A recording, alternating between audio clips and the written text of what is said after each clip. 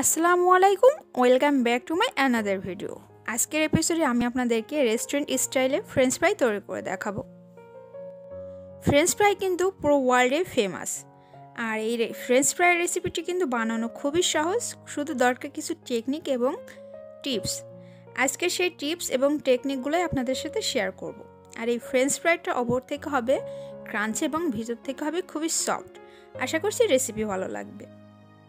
French fry বানানোর জন্য আমাদের মূল যে ইনগ্রেডিয়েন্টস সেটা হলো আলু। আপনি কোন আলুটা নেবেন সেটা চুজ করবেন। যে আলুটার ওপর থেকে খোসাটা খুবই পাতলা সেই আলুটা নেবেন। এখানে আমি 4টা বড় সাইজের আলু নিয়েছি, মিনিমাম এখানে 1 কেজির মতো হবে।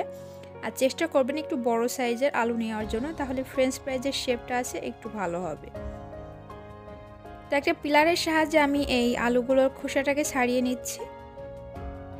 তো একে একে সবগুলো খোসাই ছাড়িয়ে নিয়েছি।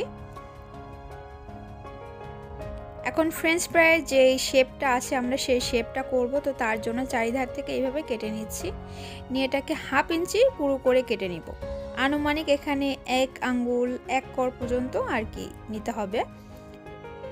তো শেপটা কীরকম আপনি নিশ্চয়ই বুঝতে পারছেন।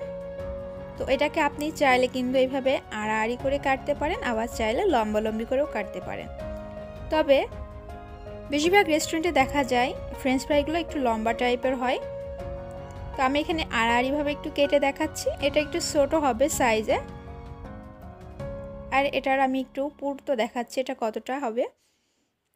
আমি আরও একটা শেপে কেটে দেখাচ্ছি। এখানে পারফেক্ট রেস্টুরেন্টে যেরকম কাটা হয় ঠিক সেইভাবেই কেটে দেখাচ্ছি।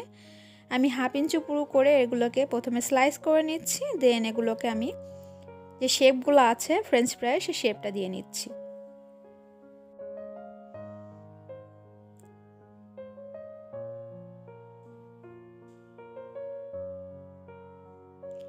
এইভাবে আলুগুলোকে কেটে নিলে দেখতে একটু সুন্দর লাগে।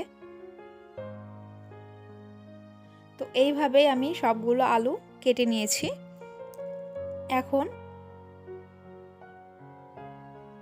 এই আলুগুলোকে আমরা ধুয়ে নিব। তো তার জন্য আমাদের দরকার বরফ ঠান্ডা পানি। চেষ্টা করবেন বরফ ঠান্ডা পানি নেওয়ার জন্য। এখানে আমি একটা বাটির ভিতরে বরফ ঠান্ডা পানি নিয়েছি, ফ্রিজের ঠান্ডা পানি। তো তার ভিতরে আলুগুলো দিয়ে দিচ্ছি, দিয়ে এটাকে আমি 2-3 বার রিপিট করব। 2-3 বার এগুলোকে ধুয়ে নিব। দেন পানির ভিতরে আমি 10 মিনিটের মতোই আলুগুলোকে রেখে দিব, তাহলে যেই আলুর স্টার্চটা আছে সেটা বের হয়ে যাবে।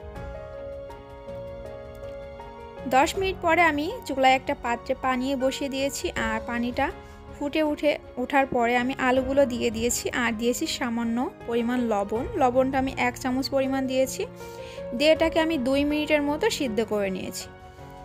2 মিনিট পরে আমি এগুলোকে তুলছি, তুলে আমি একটা ট্রের ওপর রাখছি, আর ট্রের ওপরে কিছুটা কিচেন টিস্যু দিয়ে দিয়েছি। এতে করে যেটা হবে আলুর ভিতরে যে পানিটা আছে সেই পানিগুলোকে এটা টেনে নেবে। এখন ওপর থেকে আরেকটা টিস্যু দিয়ে আলুগুলোকে খুব ভালোভাবে মুছে দিতে হবে, যাতে এর ভিতরে যে এক্সেস পানিটা আছে সেটা রিমুভ হয়ে যায়। তো আলুগুলোকে আমি এভাবে মুছে নিয়ে ঠান্ডা করে নিচ্ছি। চেষ্টা করবেন যতটা সম্ভব টিস্যু দিয়ে এগুলোকে মুছে নেওয়ার জন্য, যাতে এর ভিতরে কোনো প্রকার পানি না থাকে। আলুগুলো ঠান্ডা হয়ে গিয়েছে। এদিকে আমি একটা পাত্রে তেল বসিয়ে দিয়েছি, যেহেতু আলুগুলোকে আমরা ডিপ ফ্রাই করব। তো তেলটা গরম হয়ে গেছে, আর তেলটা কিন্তু অবশ্যই গরম হওয়া লাগবে। আর এই তেলটা কতটা গরম দেখে নিশ্চয়ই বুঝতে পারছেন। তেলের ভিতরে আলুগুলোকে দিয়ে আমি 2 মিনিটের মতো ভেজে নিয়েছি। এখন এই পর্যায়ে 2 মিনিট ভাজার পর এর কালারটা দেখুন। এই পর্যায়ে কিন্তু আপনি এই আলুটাকে ফ্রোজেন করতে পারবেন। তো তার জন্য ঠান্ডা হয়ে গিয়ে তারপরে আপনি এই আলুগুলোকে ডিপ ফ্রিজে একটা জিপলক ব্যাগে কিংবা এয়ারটাইট বক্সে করে রেখে দিতে পারবেন 2 থেকে 3 মাসের মতো। এখন আমি পুরো ফ্রেঞ্চ ফ্রাই যেই কালারটা আছে সেই কালারটাই এনে দেখানোর জন্য আলুগুলোকে আবার দিয়ে দিলাম তেলের ভিতরে, দিয়ে আমি এটাকে আরও 3 মিনিটের মতো ফ্রাই করে নিব। 3 মিনিট পর দেখতেই পারছেন এর কালারটা কিন্তু চেঞ্জ হয়ে গেছে। রেস্টুরেন্টগুলোতে দেখবেন ফ্রেঞ্চ ফ্রাই কিন্তু একেবারে ব্রাউন কালার হয়ে যায় না।